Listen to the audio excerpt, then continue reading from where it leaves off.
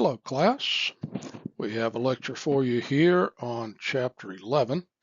Chapter 11 deals with operations planning and scheduling, and really this marks our transition into more of the running the supply chain sort of material that we'll cover in the course. Hope you'll enjoy this. This lecture covers most of what's in our chapter. I've chosen not to include the workforce scheduling content. I think a lot of us have work experience. We've had to participate in being given a schedule or building a schedule, deciding who works what times and that kind of thing. So we'll skip over that part of the chapter. So you might ask, well, okay, it's operations planning and scheduling. What is that really? So your book calls it the process of balancing supply with demand, and that's actually pretty good. And they say it's from the aggregate level down to short-term scheduling level. So essentially, if you look at this graph, you'll see that demand is something as we forecast toward the future, it's something that would vary. And actually, the forecast is uncertain and becomes even more uncertain the further into the future we have to look. So, that's the idea is we've got this varying demand, but at this point we have a certain level of capacity, whatever that is, and however we estimate it. And so we're probably going to have to, in some way, adjust capacity to meet future demand. But because of the uncertainty, we're not necessarily 100% certain how we're going to do that 18 months ahead of time. So this says we're doing it from the aggregate level down to the short-term scheduling level. By that we mean we might be talking about product families, or we might be talking about monthly buckets of time, or we might be talking about specific components at a different level of aggregation, and very narrow windows of time, like an hour.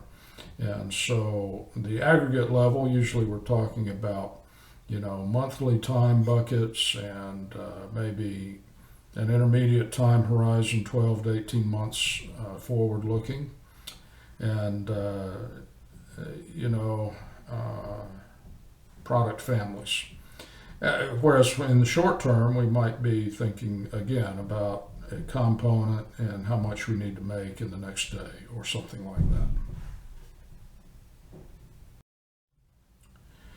So we would say that this section of our course really deals with levels of aggregation starting at high level with sales and operations planning and working its way all the way down to a detailed schedule. So the sales and operations plan really is a attempt to match intermediate supply with intermediate demand for product families, usually is what we're thinking about in terms of the level of aggregation. So for example, in a hospital it might be doctors for a surgical suite. We want to make sure we have enough doctors to meet the demand that we think is going to be there. We're not talking about how many appendectomies and how many, whatever the types of surgery are being done. We're not talking about specific procedures. We're just saying, okay, how many maybe surgical procedures are we going to schedule, period. And so how many doctors do we think we're going to need? Not even thinking necessarily about the specific type of doctor in great detail. And, maybe we're looking at this for month by month for the next, 18 months. So if we need to hire a doctor in the next 6 months, we can probably think about getting that going. In this chapter, you're going to see the term aggregate plan a lot. The table says it's another term for sales and operations plan. Actually, it's more the operations piece of the sales and aggregate plan. So if we're trying to match supply and demand, obviously there are ways we can do that by changing demand. We can change prices to offer incentives during periods where demand seems to be lower, and increase the price where demand seems to be higher. And this dynamic pricing can adjust demand so that that matches our capacity. Well, that's more demand management. Aggregate planning is more dealing with changing production capacity and that side of it. So that's what you'll see as a term a lot in this chapter.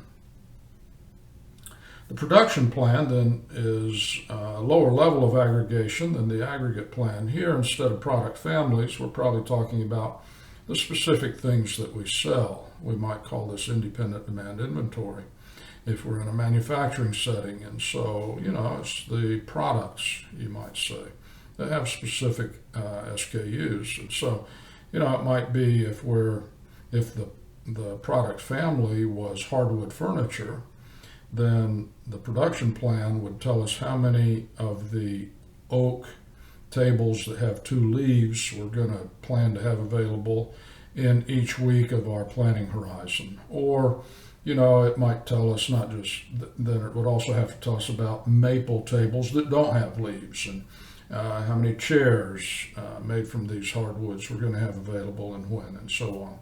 So here we're actually talking about the independent demand inventory in a manufacturing setting, or the appointment schedules, for example, in a lot of services. So obviously it's much more detailed. Usually it gets down to a week-by-week basis.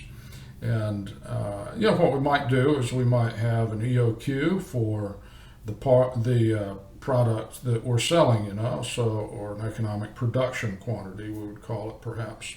And we'll just drop that into the schedule. And obviously it has to, by the time we're done with the production plan, it kind of has to match in terms of the totals that we're producing with what we had budgeted for in the sales and operations plan. And once we've got a production plan, we can think a little bit about, okay, how many people do we need to schedule and when? So the staffing plan will grow out of that. A lot of times the production plan is called a master production schedule or a master schedule. So a workforce schedule would need to comply with the demand on that master schedule. And the resource plan similarly needs to comply. Here we might be thinking about something like material requirements planning. So essentially that's saying, if we're going to make these tables and chairs, then when do we need to have the parts for the tables and chairs available? And if that's the case, when do we need to start producing those parts? Or when do we need to send a purchase order to buy them? Something like that. By the time we have a production plan and a resource plan, we actually know in total what has to be accomplished. So we can get down to the idea of hour by hour, day by day, what worker or workers need to be working on, what resources to produce particular parts or sub-assemblies or products, or in a service to meet with particular clients or to provide particular types of services. And so that's where the detailed scheduling would come in. So this idea of aggregation that we've been talking about when we think about sales and operations planning, just to reiterate, could involve aggregation of services or products into product families, but it could involve also workforce aggregation, like in a college of business, it might just be faculty. And we're not talking about finance, accounting, supply chain management here. And then the aggregation could be in terms of time, as we've mentioned. So we're talking about monthly time buckets instead of weekly or daily or hourly. Obviously, it's important that we have information that will drive our planning, and we'll talk about this in the next slide more so. And the plan that we make obviously needs to fit with our overall business plan. So if we're in a product family where we are trying to grow demand, then obviously that business plan, that business strategy needs to be reflected in the way that we provide capacity. And if it's a business where we're just trying to harvest and not trying to grow the business, but just trying to milk it for what it's worth, then maybe, we don't aggressively expand capacity. Instead, we just sort of leave prices high and sell what we can. And also annual budgets and those sorts of things would play in aggregate planning. So this is the slide that I mentioned a minute ago that describes some of the key inputs that go into the sales and operations plan. Most important, obviously, are the top two. Call it sales, well, and obviously distribution, marketing, that's the functional area where those decisions and those plans are housed. And if it's operations plans, obviously operations is involved.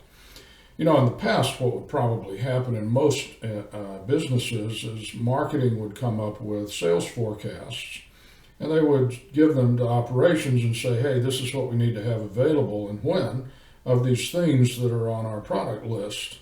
And usually, marketing people, they're pretty smart and they know what it takes to sell stuff.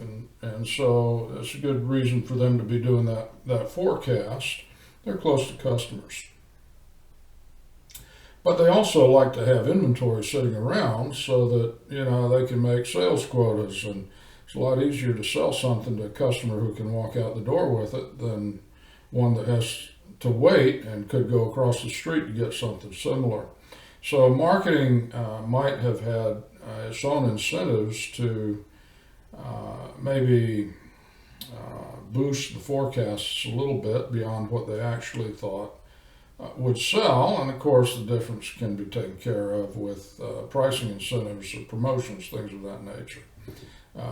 Operations, by contrast, probably would get that forecast and say, well, they always inflate it, so we need to cut this back a little bit to start with. And, we need to think about what's realistic in terms of our actual capacity. And this inventory sitting around makes operations look inefficient. So, we're going to have our own forecast, so to speak. And it may not be the same as marketing's, but so there's this game that was likely to be played. And that's the whole idea in sales and operations planning is we would very much like to not have those games played. We'd like to be working off of the same sheet of paper, the same music, so to speak, and that'll make the business more effective. This competition between functional areas isn't particularly helpful. So those two functions work together with one forecast to come up with one forecast and create this sales and operations plan. Obviously, budgeting issues are important, so accounting and finance get involved. Staffing issues, design specifications and characteristics, especially for new products or changed products, might change the time required or cost to make something, and availability of materials. All of those are important factors as well, even though the functions that are really driving the preparation of this plan might be marketing and operations.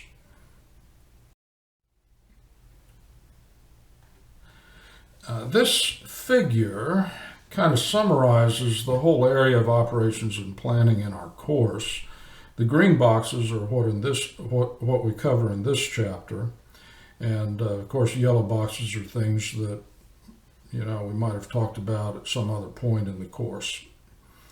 The blue box is what we cover in the next chapter. So, for some reason, the authors have chosen to include sales and operations planning along with detailed scheduling in this chapter, and that'll be part of this lecture.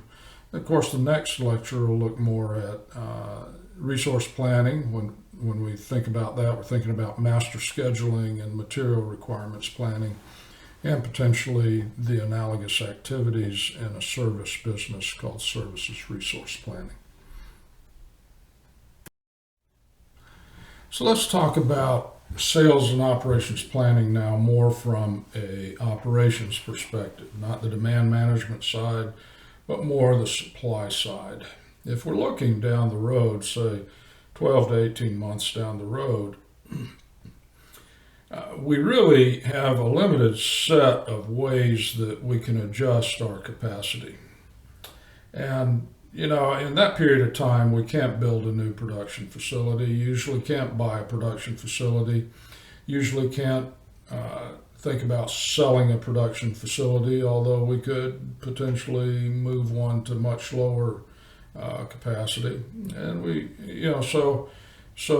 probably can't accomplish a significant productivity improvement project in that period of time. So what do we have? First of all, we can change our inventory levels. If we see a surge in demand coming, we can build anticipation inventory.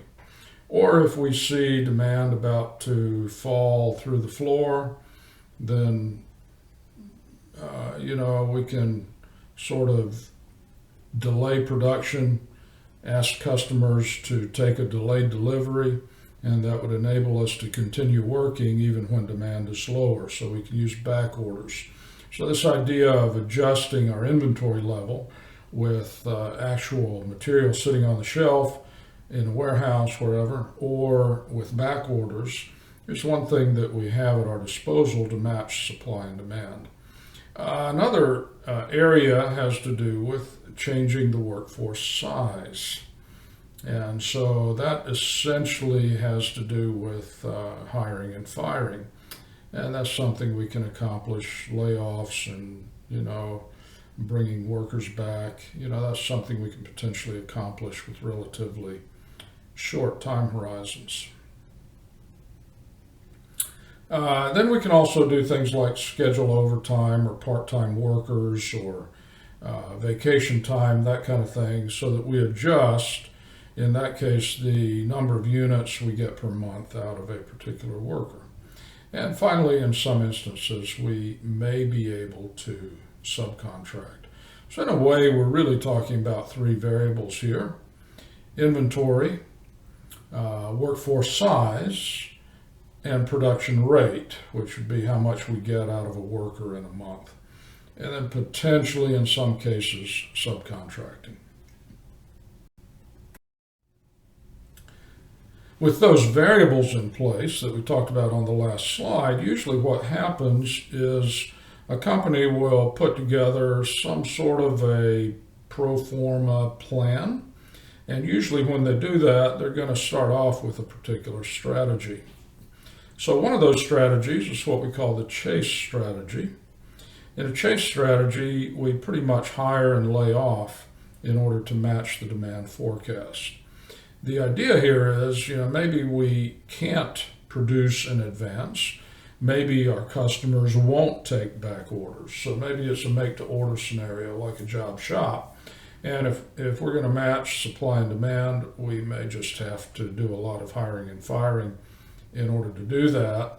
And potentially we could change some things like throw in some overtime or vacation schedules or find some part-time workers in order to adjust that on the edges. But that's generally the idea of chase, is that inventory is not a variable in use. Instead, we're trying to produce what's demanded in each period. By contrast, the level strategy says that we essentially have this capacity that we have now. We set our facility up to operate in this way. That's the best way to operate our facility. So what we're going to do is try and keep things the same. And if we need to, then, maybe what we'll do is add inventory in periods where demand is low and use that inventory in periods where demand is high, or back orders in a similar way. And potentially we could, again, on the margin, throw in some overtime or vacation planning, that kind of thing. But, this makes a lot more sense if you have a repetitive process or a continuous flow process. It's kind of set up to operate a particular way. And so you're probably making the stock anyway, so you're probably going to have inventory as a primary variable in order to match supply and demand. So usually what happens is, just based on the type of business you are, you're going to prepare a plan based on chase or level strategies. And then when you start thinking about the plan, you might see if you're using a chase strategy that at some point you're planning to lay off a bunch of people one month and hire them the next month, and that's going to be expensive and just sort of problematic in a lot of ways. And so you're going to say, what if we sort of cut back on the hiring and laying off, and maybe find some way to use back orders or a little bit of inventory for key parts or something like that to reduce the adjustments that we're having to make in capacity. Or if it's a level strategy, you might say, oh boy, inventory really growing up, and we may need to schedule a week of downtime at some point, or we're really getting way behind in terms of the length of our back orders. And so we're going to have to schedule some overtime or something like that. So a mixed strategy usually is an attempt to make your original chase or level strategy better by throwing in a part of the other strategy. And the idea is you're in business to make money. You're not in business to have such a pure level strategy or to have such a pure chase strategy. And mixed strategy helps you come up with lower costs. So essentially, anything that you do with the variables we talked about 2 slides back is going to have some cost associated with it. And so it might be just wages for regular time, wages for overtime, the personnel costs associated with hiring workers, with firing or laying off workers, the costs to hold inventory, the costs to have a back order and stock out, these sorts of things. So when we're evaluating our plan, we're going to have to be thinking about these costs. Every decision we make, if we hire someone, then that influences all of these costs. If we lay someone off, again, that influences all of these costs. So every decision we make can be built into a model linked to these costs. So as you think about it, this is what an aggregate plan might look like. So we've got the forecasts. In this case, you notice they vary from a low of 24 units in the product family to a high of 220 units, and it varies all around. And it looks like the plan here is pretty much a level plan, but they've mixed in a little bit of hiring. So we start with 120 workers, but we hire enough to meet the demand in the remainder of the period by hiring 38 and keeping that workforce level constant from there on. We mix in a little bit of vacation, maybe some back orders to fine tune the plan.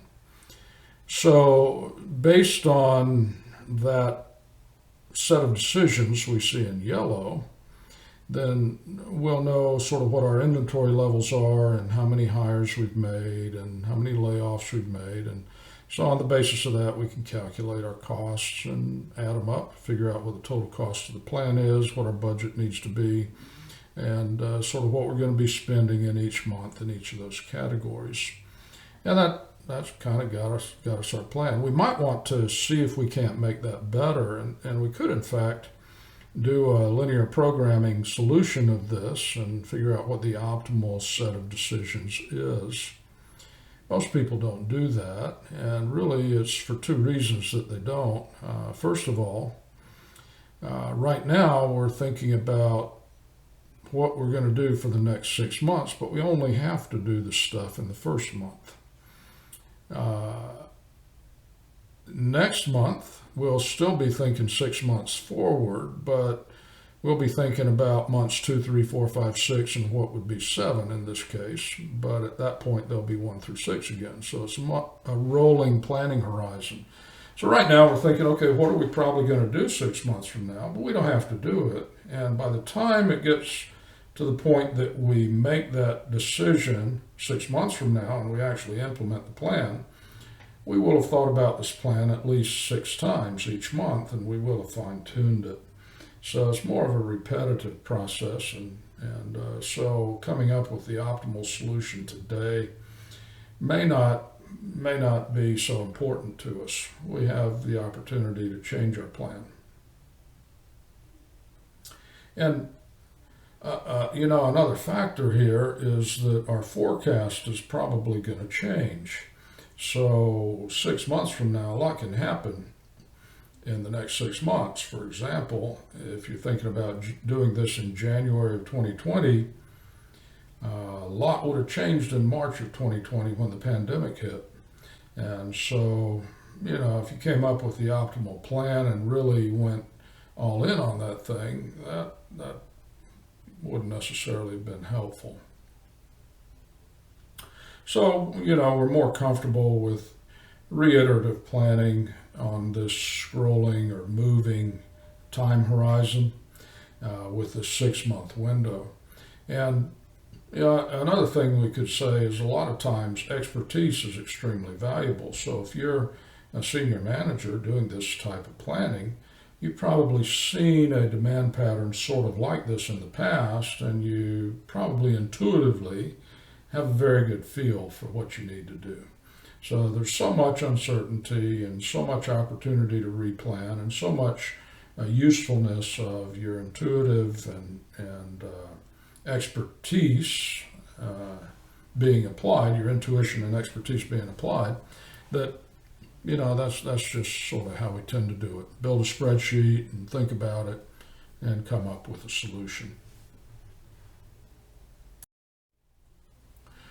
So, in services, we're doing the same kind of thing. If it's not a product, we can't necessarily build inventory. So, you can't inventory heart catheterizations. You have to do them when the demand appears. But we can do the same sort of planning in terms of what the likely level of activity is, and also, I guess we could say, in terms of what the needed capacity is to meet that level of activity. Well, I told you your authors had detailed scheduling in this chapter as well. So, moving on from the sales and operations planning stuff in the first half of the chapter, let's think about the detailed scheduling material that's in the last half of the chapter. So, scheduling is essentially what takes our operational plan and creates a way to put that into action. So that's what we're looking at. You guys know what scheduling is. One tool that's particularly useful, and it's a visual tool, and we may have seen it in the past, is a Gantt chart. Gantt charts give us a visual feel for what we're doing when we schedule resources. There is such a thing as a Gantt workstation chart, and that's just sort of okay. I've seen it 1,000 different ways. We had some vans in an operation I was running at one point, and so we just had a notebook, and the notebook was actually, what it was a calendar, a planning calendar. And, for each van there was a color, and so when a van was reserved, we would just draw a line through a day with that color, and that would say that van wasn't available. So that's the idea of a workstation chart. Usually what we're going to do with a workstation chart is we'll have rows that reflect the resources and columns that reflect the passing of time, and we'll just put some bars on there to show when a resource is occupied. Again, progress chart's a little different in that it shows jobs, and on those resources you can show the degree of completion of the job and think about whether it's on schedule or whether it's not on schedule.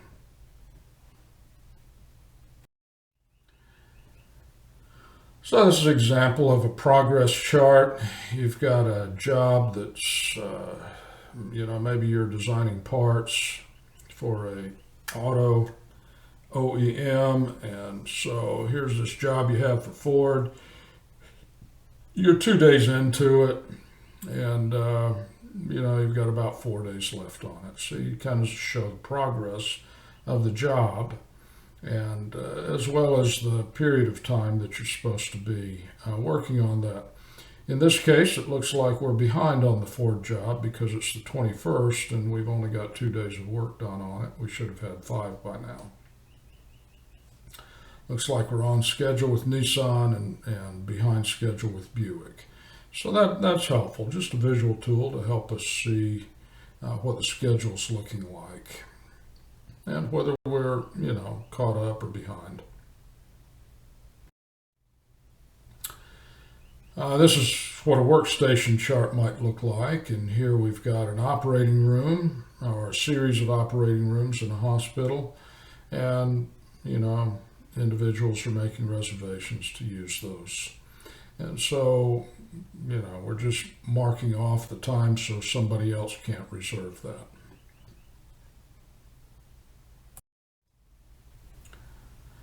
Now then, skipping over the piece of the chapter that deals with workforce scheduling, we want to think a little bit more about scheduling in a situation where you have multiple jobs to schedule on a given resource. So think of it as though, you're the manager of a facility that gets jobs that have to be done. Maybe it's a manufacturing center.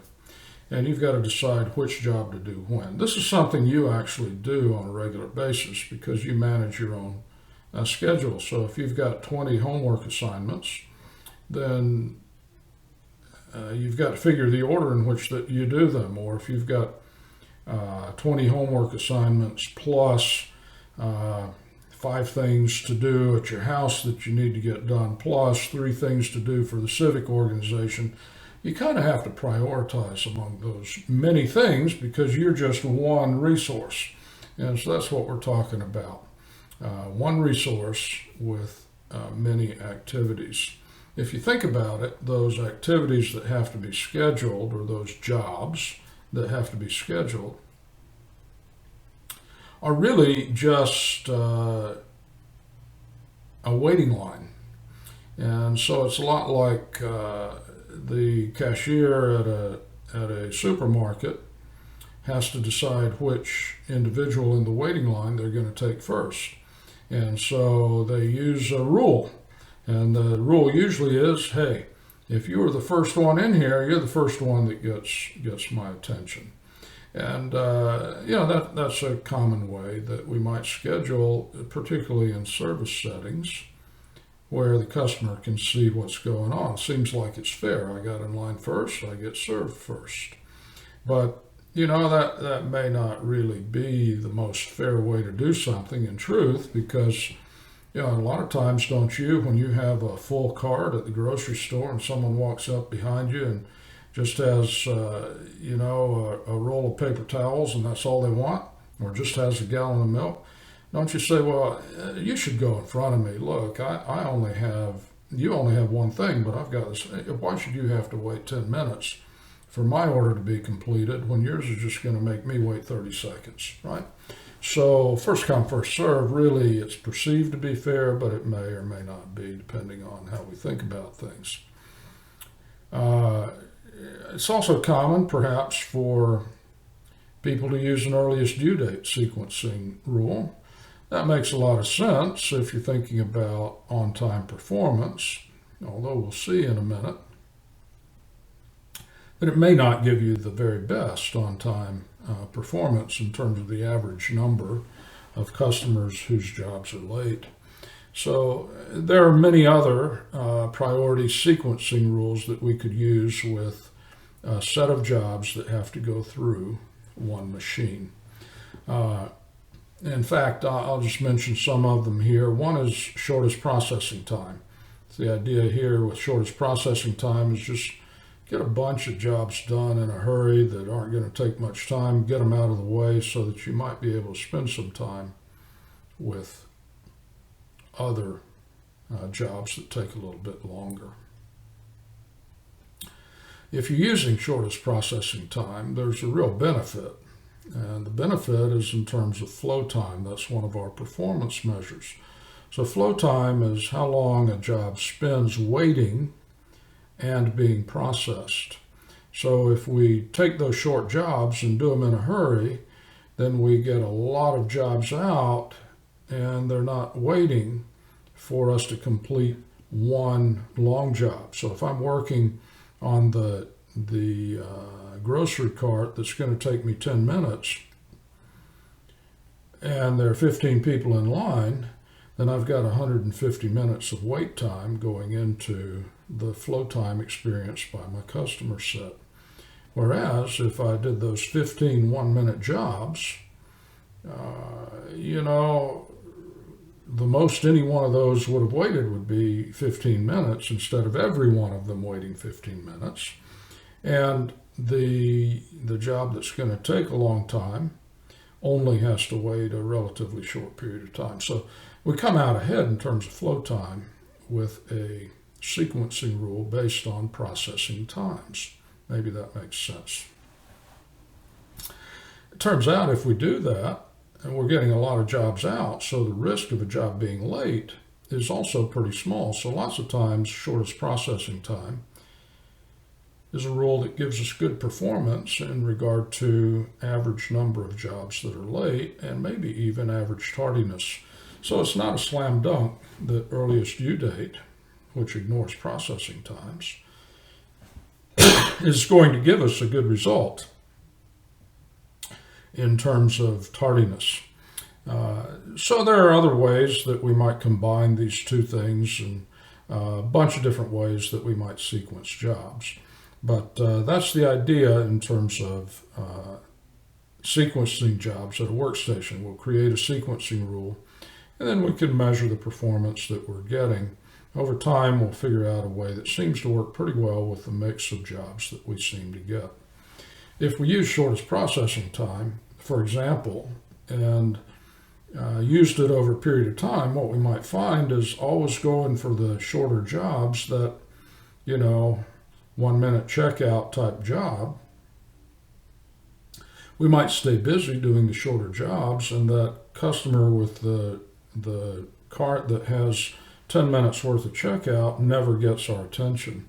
So, if we have that type of demand distribution, we're going to have to figure out a way to supplement shortest processing time.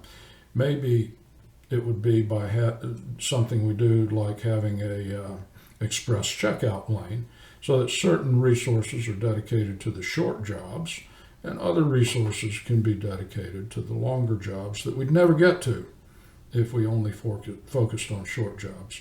Or if we can't do that, if we just have one resource, we might say, okay, I'm going to spend my Saturdays working on the term projects, and I'm going to do the sort of shorter homework assignments on Sunday through Friday. That way we don't lose the attention to the longer jobs, but we reserve a time when we can address them. So let's move forward and take a look at an example here. So currently a consulting company has 5 jobs in its backlog. They're asking us here to find the first come, first serve schedule and calculate the average days past due and flow time, and think about how it could be improved if average flow time is the most critical. I'm going to go ahead and tell you now, and please remember this, that shortest processing time is how you can get the optimal solution in terms of average flow time. There's mathematical proof for that. I had to do it in grad school, and who knows, sometime in the future you may have to do it for a professor, and I don't think I could do it today, but that's the result. Shortest processing time will give you the minimum in terms of average flow time. Anyway, so here are the jobs. You've got 5 customer jobs. You know when they arrived, how many days ago. You know how long it's going to take to do them, and you know their due date. In this case, if we're doing the first come, first serve sequence, looks like the first job that arrived was A, and then B, and then D, and then C, and we just got E at this point. So the sequence in which we do these jobs based on first come, first serve obviously is going to be A, B, D, C, E. If we're doing it based on processing time, shortest processing time, we'd be doing first job D, then E, then C, then B, then A. If we're doing it on due date, obviously we could say, well, the order's going to be A, B, D, C, E. Sounds sort of like, if I remember right, what we had with the time they arrived, first come, first serve. So here we go. The first come, first serve rule says that customer A should be first because they came here soonest. And so I'm going to start job A right now. The data we had on the last slide tells us that the processing time is 25 days, so we'll be done in 25 days. That means we'll be able to start B in 25 days. It'll take 16 more days. So we'll be done in 41 days with job B, having already completed A. Add 10 more days to complete job D, and we'll be done with that in 51 days. In another 14 days, we'll have completed job C, so that'll be 65 days from now. And finally, with 12 more days, we would complete job E, so that'll be done 77 days from now. 77 days is how long it's going to take to do all 5 jobs without regard to the order in which we do them. We call that the make span. That's not the flow time. What we need to do in order to calculate flow time is we need to think about, all right, so processing time plus waiting time. So job A has already been waiting for 15 days. That means the flow time for job A is going to be the 15 days waiting plus 15 processing is 40 days. Job B isn't going to be finished for another 41 days. It's already been waiting for 12, so its flow time will be 53 days. So adding the adding the finish times to the days since the order arrived is going to give us the flow times. So now we have 5 flow times in the rightmost column. And that then will, if we average those 5 numbers, that would give us the average flow time for the 5 jobs. We can also figure out days past due, in this case, based on comparing the finish time with the due date. So job A is not late, job B is 14 days late. We finish it in 41 days, but it's due in 27. And job D ends up being 3 days late.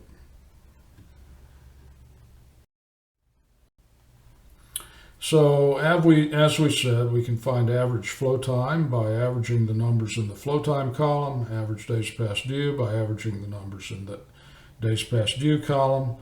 And you see with the first come, first served rule, we end up with 60.2 days of average flow time and 3.4 days of average lateness.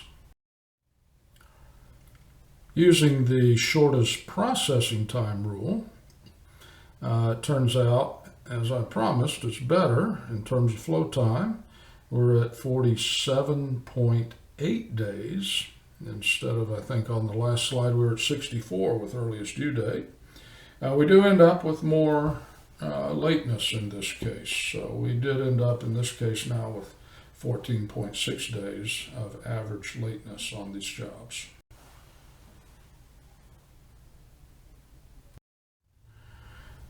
The end of your chapter has several solved problems. Problem 1 and problem 2 are not types of things that we've covered on the slideshow, so I've deleted those. I've included example 3, solve problem 3 here, just for your convenience. It uses the information that's in example 3 of this slideshow. Hope you've enjoyed this lecture. Take care. We'll see you on the next one.